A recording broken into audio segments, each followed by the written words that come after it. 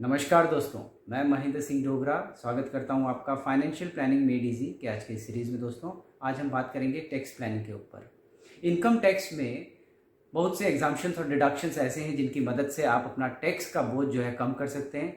तो ये जो है वीडियो हमने एग्जाम्पशंस और डिडक्शंस पहले हमें समझना पड़ेगा। उसके बाद जब हम एक जो मैंने कैलकुलेटर डिज़ाइन किया है इनकम टैक्स के ऊपर, उसकी मदद से भी हम अपनी खुद की कैलकुलेशन आप कर पाएंगे और देख पाएंगे कि आपका जो इनकम है उसके अकॉर्डिंगली आपको कितना टैक्स पड़ता है, कितना टैक्स आप बचा सकते हैं।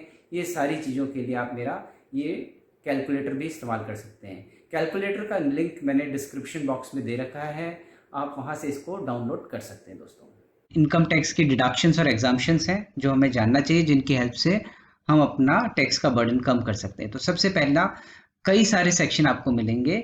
इनमें से मेन जो सेक्शन है उस पर हम बात करेंगे और कोशिश करेंगे इनको आप समझें ताकि इनकी मदद से आप अपना टैक्स का बर्डन कम कर सकते हैं। तो हम सबसे पहले बात करेंगे डिडक्शंस एंड एग्जाम्पशंस में एचआरए की। एचआरए के लिए देखिए, तीन कंडीशन है। पहला है actual rent paid reduce by 10% of salary, यानी जो आपने रेंट पे किया उसको 10% आपका जो सैलरी है उससे कम करना पड़ेगा। और दूसरा जो है 50% ऑफ योर बेसिक सैलरी। अगर आप मेट्रो सिटीज़ में रहते हैं जैसे दिल्ली, मुंबई, चेन्नई, कैलकाटा, तो आपको सपोज 10 लाख का आपका बेसिक सैलरी है तो 5 लाख रुपया। और अगर नॉन मेट्रो में है तो 40%, अगर 10 लाख बेसिक है तो 4 लाख रुपया। तो इन तीनों में से जो सबसे कम है वो अमाउंट आप एचआरए में क्लेम कर सकते हैं। सिमिलरली एलटीए के लिए, आप जो डोमेस्टिक जर्नी करते हैं, ये सैलरी में अगर आपका एलटीए का कंपोनेंट है तो आप वो 4 साल में ये 2 जर्नी जो आप करते हैं वो उसके लिए एलटीए क्लेम कर सकते हैं। अब बात करते हैं, ये बड़े पॉपुलर सेक्शन 80C हमने सुना है। तो 80C के साथ 80CCC और 80CCD1 में भी आप इनकम टैक्स का डिडक्शन जो क्लेम कर सकते हैं। इसके लिए टोटल अमाउंट तो वही 1.5 लाख रुपए रहने वाला है। 1.5 लाख तक का आप मैक्सिमम इनकम टैक्स पे जो है डिडक्शंस क्लेम कर सकते हैं। तो इसमें क्या क्या चीजें आती हैं? लाइफ इंश्योरेंस का अगर प्रीमियम पे करते हैं आप वो आएगा, पीपीएफ का अमाउंट आएगा, ईपीएफ आ जाएगा, ईएलएसएस म्यूचुअल फंड की एक पॉपुलर स्कीम है वो आ जाएगा। टैक्स सेविंग एफडीज हैं बैंक के पास, वो 5 साल की लॉक इन पीरियड होता है, वो आप इन्वेस्ट कर सकते हैं। सुकन्या समृद्धि योजना गर्ल चाइल्ड के लिए बहुत अच्छी स्कीम है, यहाँ आप इन्वेस्टमेंट कर सकते हैं। Principal payment of home loan, अगर आपने होम लोन ले रखा है और उसमें प्रिंसिपल का जो आपने पे किया है वो भी आप एटीसी के सेक्शन में क्लेम कर सकते हैं। इवन आपने जो रजिस्ट्री के चार्जेस मकान में लिए हैं that also can be claimed under section 80C। Annuity plan अगर आपने लिया तो 80CCC के अंदर आप वो पेंशन प्लान भी आप यहाँ पे डिडक्शंस में क्लेम कर सकते हैं। एम्प्लॉय कंट्रीब्यूशन इन एनपीएस, अगर आपका सीटीसी में अगर एम्प्लॉय एनपीएस में आप कंट्रीब्यूट कर रहे हैं, वो कंपोनेंट भी है, तो आप वो भी under section 80C employ contribution यहाँ पे डिडक्शंस में क्लेम कर सकते हैं, लेकिन लिमिट वही 1.5 लाख रुपए रहने वाली है। अब दूसरा बड़ा इंपॉर्टेंट सेक्शन है 80D। 80D को समझते हैं दोस्तों। 80D जो है हेल्थ इंश्योरेंस पॉलिसी के लिए है। अगर आप अपना मेडिक्लेम पॉलिसी लेते हैं तो उसके लिए बेनिफिट ये है कि आप अगर 60 ईयर से कम है तो आप अपने लिए और अपने परिवार के लिए जो हेल्थ इंश्योरेंस पॉलिसी मियाँ बीबी बच्चे फैमिली ये जो लेंगे आप, उनके लिए 25,000 तक का प्रीमियम आप डिडक्शंस में क्लेम कर सकते हैं। और वहीं आपके पेरेंट्स भी अगर नॉन सीनियर सिटीजन है, 60 साल से कम है, तो आप उनके लिए भी 25,000 का प्रीमियम देके टोटल 50,000 रुपया क्लेम कर सकते हैं अंडर सेक्शन 80D।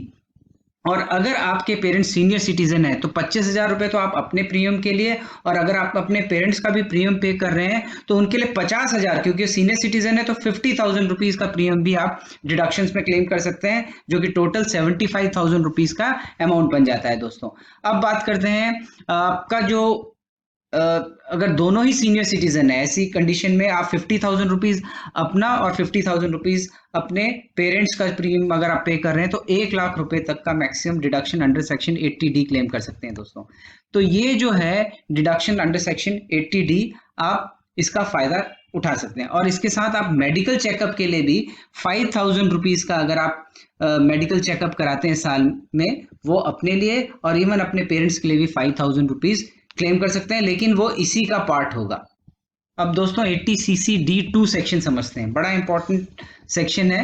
अगर आपकी सीटीसी में एनपीएस नेशनल पेंशन स्कीम का कंपोनेंट है और उसके लिए आपका एम्प्लॉयर भी कंट्रीब्यूट करता है। तो जो एम्प्लॉयर कंट्रीब्यूट करता है, अगर आप सेंट्रल गवर्नमेंट एम्प्लॉय के केस में तो 14% है। एनपीएस का जो कंपोनेंट है वो 14% ऑफ योर बेसिक सैलरी आप यहाँ डिडक्शन में क्लेम कर सकते हैं। अगर और दूसरी तरफ अगर आप स्टेट गवर्नमेंट एम्प्लॉई हैं और प्राइवेट एम्प्लॉई हैं तो उस केस में 10% ऑफ योर बेसिक, ये आप जो एम्प्लॉयर ने कंट्रीब्यूट किया है उसको आप यहाँ पे एनपीएस में 80cc D2 के अंदर डिडक्शंस में क्लेम कर सकते हैं दोस्तों। अब बात करते हैं 80cc D1B। इसके सिवाय भी आप अपनी अगर NPS scheme, national pension scheme आप लेते हैं अलग से, एक तो गया एम्प्लॉयर कंट्रीब्यूट करा और आप कंट्रीब्यूट करें, सीटीसी का पार्ट हो गया, और दूसरा है कि आपने एक अलग से भी आप 50,000 रुपीज एनपीएस में अगर आपने एक अकाउंट खोला और डालते हैं तो आप यहाँ 50,000 रुपए तक का डिडक्शन अलग से क्लेम कर सकते हैं दोस्तों। अब बात करते हैं सेक्शन 24B। देखिए हाउसिंग लोन आज की डेट में मैक्सिमम लोगों ने हमने ले रखा है, अब ये नहीं लिया है तो आप इसको लेना चाहिए ताकि इसके आप टैक्स में आपको फायदे बता सकूं। सेक्शन 24B के अंदर आप जो होम लोन लेते हैं तो उसमें आप जो परचेस के लिए या कंस्ट्रक्शन के लिए और इवन रिपेयर के लिए, ये चीजों के लिए जो आप जो इंटरेस्ट कंपोनेंट देते हैं वो आप डिडक्शन मैक्सिमम 2 लाख रुपया तक का इंटरेस्ट आप सेक्शन 24B में डिडक्शंस में क्लेम कर सकते हैं।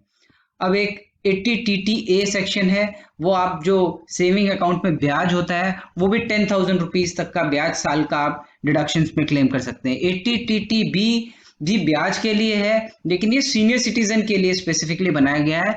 इसमें जो आपने बैंक में एफडी की है, पोस्ट ऑफिस में, ये दो संस्थानों में अगर आपने डिपॉजिट किया है, एफडी में पैसा रखा है तो उसका इंटरेस्ट भी आप ये डिडक्शंस में यहाँ पे 50,000 की लिमिट है दोस्तों। ये सीनियर सिटीजन के लिए स्पेसिफिकली बनाया गया है। 80TTB यहाँ मैक्सिमम 50,000 रुपीज का डिडक्शन आप क्लेम कर सकते हैं दोस्तों। तो ये सेक्शंस हमें समझने चाहिए। जब हम ये सेक्शन समझेंगे दोस्तों तब हम इनका इस्तेमाल अपने कैलकुलेटर में करके देखेंगे कि ये जो सेक्शंस हमने डिस्कस किए हैं इनकी मदद से आप अपनी टैक्स लायबिलिटी कैसे रिड्यूस कर सकते हैं दोस्तों। आइए दोस्तों अब टैक्स प्लानिंग कैलकुलेटर की मदद से हम कुछ कैलकुलेशंस करके देखेंगे कि आप इफिशिएंट टैक्स प्लानिंग से अपना टैक्स कैसे बचा सकते हैं। अभी हम यहाँ पे जो एग्जांपल लेंगे 40 ईयर के मेल का लेंगे। इस कैलकुलेटर में अगर आप एज जैसे ही 60 ईयर से ऊपर डालेंगे तो सीनियर सिटीजन का टैक्स कैलकुलेट कर लेगा, और जैसे ही 80 ईयर की एज एंड अबव डलेगी 80 से प्लस तो ये सुपर सीनियर सिटीजन का, जिनका स्लैब अलग है, उसके हिसाब से टैक्स कैलकुलेट करेगा। अभी हम नॉर्मल सिटीजन का कर रहे हैं, 40 ईयर पे हम ये कैलकुलेट करेंगे। हम 15 लाख की सैलरी साल की जिनकी है उनका टैक्स यहाँ पे कैलकुलेट करके देख रहे हैं। तो 15 लाख की सैलरी में सबसे पहली बात एक चीज़ हम देखते हैं कि भाई 15 लाख रुपए की सैलरी है और जिनकी 15 लाख की सैलरी, अगर वो कोई टैक्स सेविंग नहीं करते हैं तो ये मैंने सब जीरो ले लिया है। अगर वो टैक्स नहीं सेविंग में कहीं इन्वेस्ट करते हैं तो उनको कितना टैक्स पड़ेगा।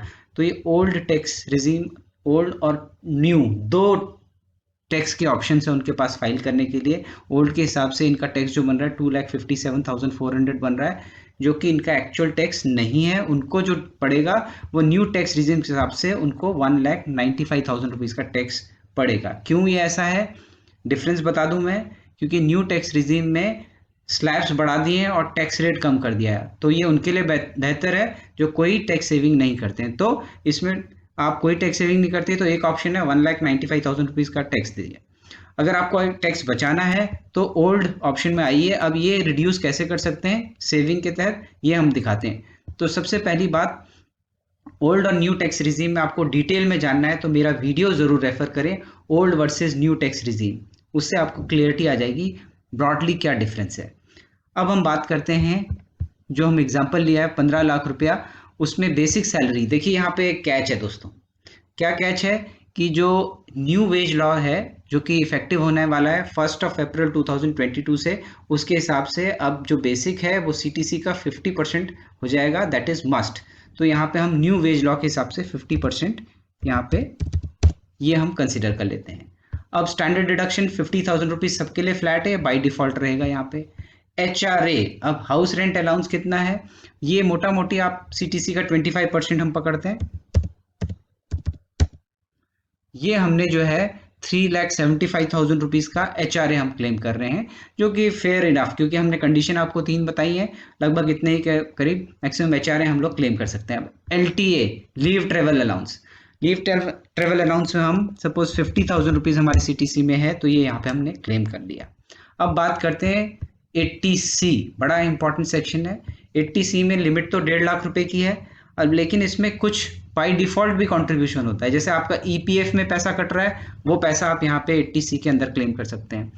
इसके सिवाय आपका जो, अगर आपका एम्प्लॉयर NPS स्कीम के लिए इम्पैनल्ड है, तो जो आपका खुद का कंट्रीब्यूशन है वहां पे, वो भी आप यहाँ पे 80CC D1 के अंदर 1.5 लाख के अंदर ही रहेगा, वो अमाउंट भी आप यहाँ पे क्लेम कर सकते हैं। तो टोटल जो लिमिट है बाकी स्कीम्स में अगर आप इन्वेस्ट कर रहे हैं तो उसका 1.5 लाख रुपए तक का आप यहाँ पे आप क्लेम कर सकते हैं डिडक्शंस। अब बात करते हैं 80D, बड़ा इंपॉर्टेंट है। हेल्थ इंश्योरेंस पॉलिसी बहुत जरूरी है आज की डेट में। तो 25,000 रुपीज प्रीमियम आप अपना फैमिली का पे कर रहे हैं, और अपने पेरेंट्स का भी आप 25,000 का, जो कि नॉन सीनियर सिटीजन है, उनका पे कर रहे हैं, तो 50,000 रुपया मैक्सिमम आप क्लेम कर सकते हैं। हमने 50,000 रुपये डाल दिया दोस्तों। NPS, अब आपने एक सेक्शन जो हमने डिस्कस किया था CCD1B, इसके अंदर आपने अलग से एक NPS अकाउंट खोला है नेशनल पेंशन स्कीम में, और 50,000 रुपये आप साल का जो कंट्रीब्यूट करते हैं वो आप यहाँ पे डिडक्शन में क्लेम कर सकते हैं। अब बात करते हैं 80CCD2, बड़ा इंपॉर्टेंट है। देखिए यहाँ पे जो NPS में अगर आपका एम्प्लॉयर नहीं इनरोल्ड है तो आप ये अपने HR में बात करिए, और ये NPS बहुत अच्छी स्कीम है, नेशनल पेंशन स्कीम। वहां पे आपका अगर एम्प्लॉयर इम्पैनल्ड होता है तो आपको टैक्स में ये छूट मिलती है, तो ये आप जरूर करवाएं। इसके तहत क्या लिमिट है, इसके तहत जो लिमिट है वो जो आपका एम्प्लॉयर कंट्रीब्यूट कर रहा है, तो ये जो एम्प्लॉयर कंट्रीब्यूट कर रहा है जो उसका आप कंपोनेंट लेते हैं। प्राइवेट एम्प्लॉय के लिए 10% ऑफ बेसिक सैलरी है, और अगर सेंट्रल गवर्नमेंट एम्प्लॉय है तो 14% ऑफ बेसिक सैलरी यहाँ पे आप ले सकते हैं। तो 10% का कंट्रीब्यूशन हमने 7,50,000 का 75,000 रुपीज हम यहाँ पे ये भी डिडक्शन में क्लेम कर सकते हैं दोस्तों। अब बात करते हैं हम इंटरेस्ट कंपोनेंट। अब आपका जो सेविंग अकाउंट में ब्याज आ रहा है वो भी आप डिडक्शन में क्लेम कर सकते हैं, मैक्सिमम 10,000, हम यहाँ 5,000 रुपये ले लेते हैं दोस्तों। अब बात करते हैं TTB, ये सीनियर सिटीजन के लिए एप्लीकेबल है, लेकिन यहाँ पे एंट्री एज 40 ली है तो ये यहाँ पे एप्लीकेबल नहीं होगा। अदरवाइज हम 50,000 का इंटरेस्ट, या तो बैंक FD में जो इंटरेस्ट आ रहा है या पोस्ट ऑफिस की स्कीम्स में FD में जो इंटरेस्ट आ रहा है, वो यहाँ पे 50,000 रुपया सीनियर सिटीजन लोग क्लेम कर सकते हैं 80 TTB में। बट एक चीज ध्यान रखिएगा, सीनियर सिटीजन जब ये स्लैब आप क्लेम करेंगे तो 80 TTA एप्लीकेबल नहीं होगा। ये 50,000 लेंगे तो ये 50,000 का ही बेनिफिट आपको यहाँ पे मिलेगा, 80 TTA एप्लीकेबल नहीं होगा सीनियर सिटीजन के लिए। अब बात करते हैं 80E। 80E में जो आपने एजुकेशन लोन ले रखा है उसमें जो इंटरेस्ट कंपोनेंट में पैसा दे रहे हैं वो पूरा का पूरा इंटरेस्ट का अमाउंट भी आप यहाँ पे क्लेम कर सकते हैं। अभी हमने इसको 0 लेके चलते हैं दोस्तों। अब डोनेशन, अब ऐसी रिकॉग्नाइज संस्थान है जहां आप डोनेट करते हैं तो इधर 100% और 50%, डिपेंडिंग अपॉन कौन से जगह आप पैसा जो है डोनेट कर रहे हैं उसके हिसाब से आप क्लेम कर सकते हैं। चलिए ये भी हमने 0 लिया है। अब बात करते हैं 80GG, ये उनके लिए है जो कि सेल्फ एम्प्लॉयड हैं, जिनका HRA नहीं है, वो भी HRA क्लेम कर सकते हैं। तो HRA के लिए वहां पे 60,000 पर एनम या 25% ऑफ देयर इनकम, ये कंडीशन है, ये यहाँ पे ये क्लेम कर सकते हैं। तो ये यहाँ एप्लीकेबल नहीं है, ये 0 रहेगा। अब बात करते हैं सेक्शन 24B, बहुत इंपॉर्टेंट सेक्शन है दोस्तों। अब देखिए यहाँ पे भी एक कैच है दोस्तों। जनरली जो HRA क्लेम करते हैं वो सोचते हैं कि हम सेक्शन 24B नहीं क्लेम कर सकते, but you can claim both of these. देखिए एक एग्जांपल से समझाते हैं इसको। सपोज मेरा जो मकान है वो मेरठ में है, और जो मैं जॉब करता हूँ वो दिल्ली में करता हूँ। तो दिल्ली में अगर मैं जॉब करता हूँ तो यहाँ मैंने रेंट में अकोमोडेशन जो ले रखा है, रेंटेड अकोमोडेशन, उसका जो मैं रेंट पे करता हूँ वो तो मैं यहाँ HRA में क्लेम कर सकता हूँ। और जो मेरा मेरठ का मकान है वो मैंने रेंट आउट कर रखा है, तो उसका रेंट आउट का जो मैं बैंक में जो लोन का इंटरेस्ट दे रहा हूँ वो 2 लाख रुपीज तक का इंटरेस्ट अमाउंट में यहाँ पे डिडक्शंस में क्लेम कर सकता हूँ। तो yes, you can claim both of this, ये भी एक अच्छा ऑप्शन है टैक्स सेविंग का। अब बात करते हैं अदर डिडक्शन में, तो 2 सेक्शन यहाँ समझने बहुत जरूरी हैं। एक 80EE, जिन लोगों ने हाउसिंग लोन लिया था 1 अप्रैल 2016 से लेके 31 मार्च 2017 के बीच, ये उन्हीं लोगों के लिए एप्लीकेबल है। वो लोग एडिशनल 50,000 रुपीज का यहाँ पे डिडक्शन क्लेम कर सकते हैं, तो ये भी इंपॉर्टेंट है। दूसरा 1014 रूल 2BB पे बात करते हैं। ये जो सेक्शन है इसके हिसाब से आप बच्चों की एजुकेशन में 100 रुपीज़ पर चाइल्ड, मैक्सिमम 2 चाइल्ड के लिए 100 rupees per month, maximum 2 child के लिए 200 रुपीज़ पर मंथ, 2400 रुपये 2 बच्चों पे आप ये एजुकेशन के लिए भी आप यहाँ पे ये डिडक्शंस क्लेम कर सकते हैं। और एक और चीज़ है, अगर आप वो हॉस्टल में हैं तो 300 रुपीज़ पर चाइल्ड, 2 बच्चों का 600 रुपये, साल का 7200 रुपये, ये भी डिडक्शन में यहाँ पे क्लेम कर सकते हैं। चलिए, ये भी हमने यहाँ पे जीरो माना है। अगर हम ये कंपोनेंट लाएंगे तो ये 15 लाख से ज्यादा भी आप इनकम लेंगे और ये बेनिफिट ले रहे हैं तो आप ज्यादा भी इनकम होते हुए अपना टैक्स बचा सकते हैं। अब मैं सिर्फ इतना लिया है क्योंकि हम 15 लाख का एग्जांपल ले रहे हैं। अब इसके हिसाब से देखिए यहाँ क्या कैच है कि टोटल टैक्सेबल इनकम जो है ये 4,95,000 आ गई है। यहाँ पे क्या है, जैसे ही हमारी इनकम 5 लाख से नीचे आएगी तो सबसे बड़ा कैच ये है कि सेक्शन 87A के अंदर आपको टैक्स में 12,500 रुपए की छूट मिल जाती है। तो जो आपका 12,500 रुपए का जो भी टैक्स बन रहा है 5 लाख की इनकम में, वहां पे ये जीरो हो जाता है। तो आपका ओवरऑल टैक्स निल हो जाता है यहाँ पे जीरो। तो अगर हम ये सारी सेविंग करेंगे तो हम अपना इनकम में कोई टैक्स हमें नहीं देना होगा। तो ये इस तरीके से आप अपना कैलकुलेशंस कर सकते हैं दोस्तों, और इसके हिसाब से आप इफ़िशिएंट वे में अपनी प्रॉपर टैक्स प्लानिंग करें और अपना एक टैक्स का जो पैसा है वो या तो बचा सकते हैं या इवन जीरो टैक्सेशन पे भी आ सकते हैं with the help of this calculator. तो दोस्तों आज का वीडियो यहीं समाप्त करते हैं। आशा करता हूँ आज का वीडियो मेरा आपको पसंद आया होगा। अगर ये आपको मेरा वीडियो पसंद आया तो इसे लाइक करिए, सब्सक्राइब करिए और बेल आइकन दबाना ना भूलिए दोस्तों। नमस्कार, धन्यवाद दोस्तों।